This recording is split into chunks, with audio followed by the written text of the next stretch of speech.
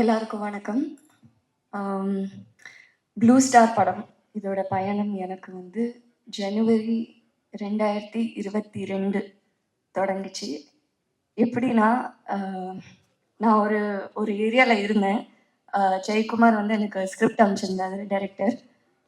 அதை படித்து முடித்து சந்திச்சே ஆகணும், எப்படியாவது சந்திச்சே ஆகணும், அன்னைக்கு மட்டும் தான் டைம் இருந்தது அப்படின்னு ஒரு சூழ்நிலை. அதனால சரி எங்கே சந்திக்கலாம், பக்கத்தில் என்ன கடை இருக்குது, எதுவுமே ஐடியா இல்லை அங்கே.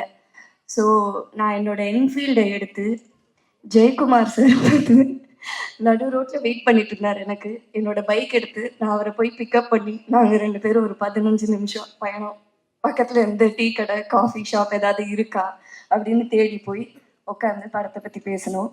ஸோ அந்த ஃபஸ்ட்டு மீட்டிங்கில் அவர் கண்டினியூஸாக என்கிட்ட கேட்டுகிட்டே இருக்கிற ஒரு விஷயம் வந்து, உங்களோட கதாபாத்திரம் பிடிச்சிருந்ததா, அது உங்களுக்கு எப்படி ஃபீல் ஆச்சு அப்படின்னு தான் கேட்டுட்டு இருந்தார். பட் எனக்கு இந்த அந்த ஸ்கிரிப்டை படித்தோடனே முழுசாக அந்த கதை, அந்த வாழ்க்கை, அந்த வாழ்வியல், அதில் இருந்த எல்லா கதாபாத்திரம் அதுதான் ரொம்ப இம்பேக்ட் கொடுத்துச்சு.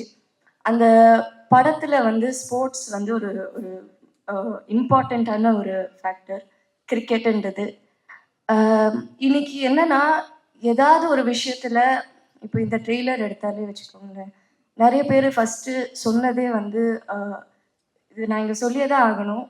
பாரஞ்சிதனோட பேர் வந்தாலே வந்து அரசியல் பற்றி பேச ஆரம்பிச்சிட்டிங்களா அப்படின்னு தான் வருது. பேசினா என்ன தப்பு? ஏன்னா அவங்க எல்லாரும் அப்படி கேட்குற எல்லாரும் வந்து அவங்கக்கிட்டேயே கேட்குற வேண்டிய ஒரு கேள்வி, நம்ம போட்டிருக்கிற துணியிலேருந்து, குடிக்கிற தண்ணியிலேருந்து, சாப்பிட்ற சாப்பாடுலேருந்து எல்லாத்துலேயும் அரசியல் இருக்குது. அதை பற்றி பேசலைன்னா அது இல்லைன்னு அர்த்தம் கிடையாது.